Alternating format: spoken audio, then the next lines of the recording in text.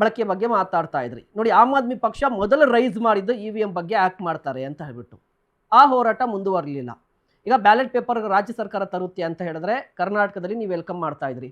But ನಾವು practical ಆಗಿ ಮಾತಾಡೋದಾದ್ರೆ ನಮ್ಮ ದೇಶದಲ್ಲಿ ಎಷ್ಟು ಮತದಾರರಿದ್ದಾರೆ, ಬ್ಯಾಲೆಟ್ ಪೇಪರ್ಗಳನ್ನು ಆ ರೀತಿ ತಯಾರು ಮಾಡ್ಲಿಕ್ಕೆ ಸಾಧ್ಯ ಆಗುತ್ತಾ, ಎಷ್ಟು ಹಣಕಾಸು ಖರ್ಚು ಅದೆಲ್ಲ ಕೂಡ ಕೌಂಟ್ ಆಗ್ಬೇಕಲ್ವಾ?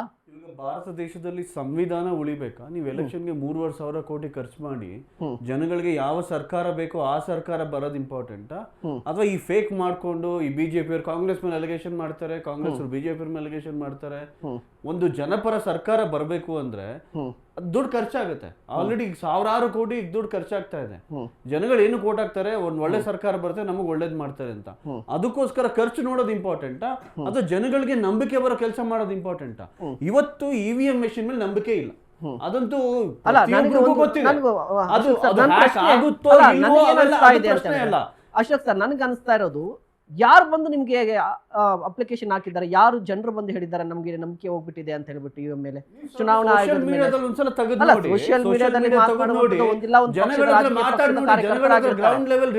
ಈಗ ಜನರೇ ಕಂಪ್ಲೀಟ್ ಆಗಿ ಅವರ ಅಭಿಪ್ರಾಯಕ್ಕೆ ವಿರುದ್ಧವಾಗಿ ಸರ್ಕಾರ ಬಂದಿದ್ರೆ, ಅವರು ವೋಟ್ ಹಾಕಿರೋರು ಗೆದ್ದಿಲ್ಲ ಅಂತ ಹೇಳಿದ್ರೆ ಅವ್ರು ಮುಂದೆ ಬಂದು ಮಾತಾಡ್ತಾ ಇದ್ರಪ್ಪ.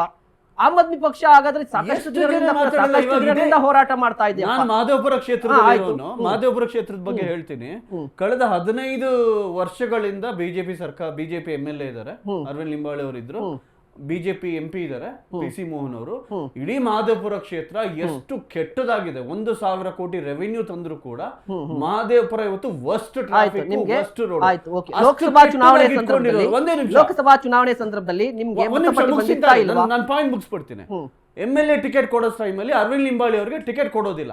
ಓಕೆ, ಅವಾಗ ಅವ್ರೇನೋ ಗಲಾಟೆ ಮಾಡ್ತಾರೆ ಅಂತ ಅವ್ರ ವೈಫ್ ಟಿಕೆಟ್ ಕೊಡ್ತಾರೆ. ಅಷ್ಟೊಂದು ಕೆಲಸ ಮಾಡಿದ ಅರವಿಂದ್ ಲಿಂಬಾವಳಿ ಅವರು ಯಾಕೆ ಅವ್ರು ಟಿಕೆಟ್ ಕೊಡ್ಲಿಲ್ಲ?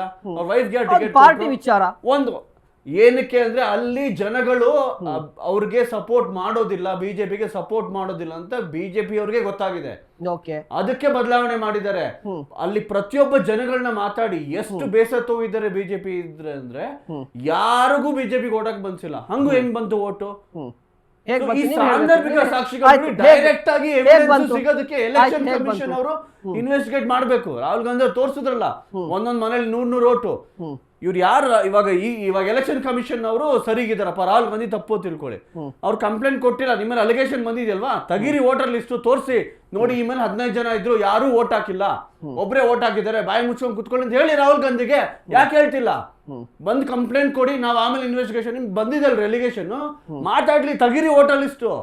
ಅದೊಂದು ಬಿಹಾರಲ್ಲಿ ಇದು ಅನೌನ್ಸ್ ಆಗಿದ ತಕ್ಷಣ ಯಾಕೆ ಡಿಜಿಟಲ್ ವೋಟರ್ ಲಿಸ್ಟ್ ತೆಗೆದ್ಬಿಟ್ರು, ಯಾಕೆ ಸ್ಕ್ಯಾನ್ ಕಾಪಿ ಹಾಕಿದ್ರು, ಅನಾಲಿಸಿಸ್ ಮಾಡಬಾರ್ದು ಅಂತನಾ? ನೀವು ಎಲೆಕ್ಷನ್ ಕಮಿಷನ್ ಅವರು ಈ ರೀತಿ ಕಳ್ತನ ಮಾಡಿದ್ರೆ ನಂಬಿಕೆ ಹೋಗೇ ಹೋಗುತ್ತೆ. ಪ್ರಜಾಪ್ರಭುತ್ವದಲ್ಲಿ ಸಂವಿಧಾನ ಉಳಿಸೋ ಕೆಲಸ ಎಲೆಕ್ಷನ್ ಕಮಿಷನ್ ಮಾಡಿದಿದ್ರೆ ಇವತ್ತು ಈ ಪರಿಸ್ಥಿತಿ ಬರ್ತಿರ್ಲಿಲ್ಲ.